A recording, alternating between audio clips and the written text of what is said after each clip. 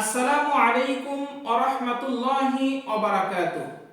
সম্মানিত দিনী ভাই ও বোনেরা, আজকে আমরা এই ভিডিওতে আলোচনা করব স্বপ্নে ভাত খাওয়ার যে ব্যাখ্যা আল্লামা মুহাম্মদ ইবনে সিরিন রাহিমাহুল্লাহ দিয়েছেন সে সম্পর্কে। মূল আলোচনা বুঝতে আপনারা সম্পূর্ণ ভিডিওটি মনোযোগ সহকারে শুনবেন। ইসলাম প্রচারের সাথে আমাদের চ্যানেলটি অবশ্যই সাবস্ক্রাইব করে পাশেই থাকবেন। আর কথা না বাড়িয়ে আমরা মূল আলোচনাতে চলে যাই। স্বপ্নে যদি কোনো মানুষ ভাত খাচ্ছে এরকম দেখে, তাহলে তার যে ব্যাখ্যা আল্লামা মুহাম্মদ ইবনে সিরিন রাহিমাহুল্লাহ দিয়েছেন সেটি হলো রিজিক ও বরকত তিনি লাভ করবেন। আল্লাহ তাআলার পক্ষ থেকে হালাল রিজিক ও জীবিকার প্রসারতা তার আসবে। এটি প্রাচুর্য ও সুখের আলামত বহন করে।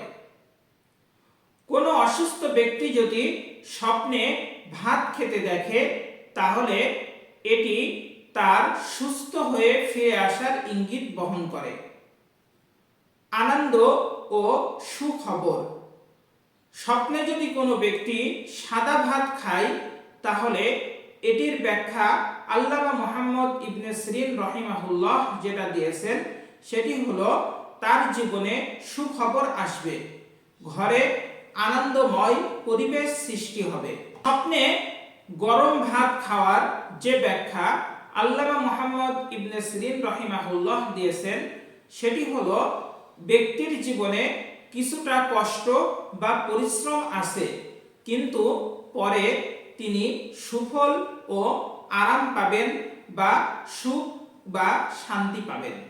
সম্পদ ও আয় বৃদ্ধি, ভাত রান্না হতে দেখা বা খেতে দেখা মানে নতুন আয়ের উৎস, ব্যবসায় লাভ অথবা সম্পদ বৃদ্ধি হবে।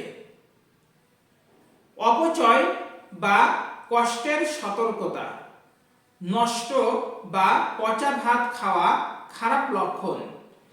আল্লামা মুহাম্মদ ইবনে সিরিন রাহিমাহুল্লাহ বলছেন এটি দুঃখ, ক্ষতি বা অপচয়ের ইঙ্গিত দেয়।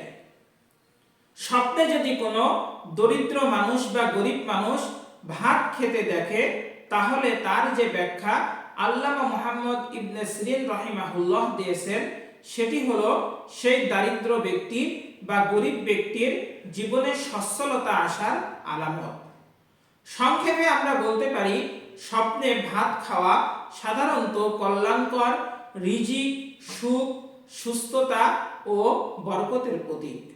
তবে নষ্ট বা পচা ভাত খাওয়া নেতিবাচক ইঙ্গিত বহন করে।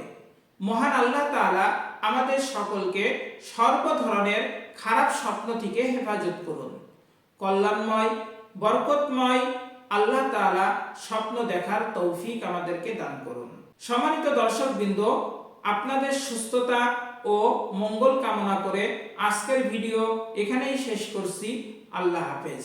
দেখা হবে আরেকটি ভিডিওতে ইনশাআল্লাহ। আসসালামু আলাইকুম ওয়া রাহমাতুল্লাহি ওয়া বারাকাতুহু।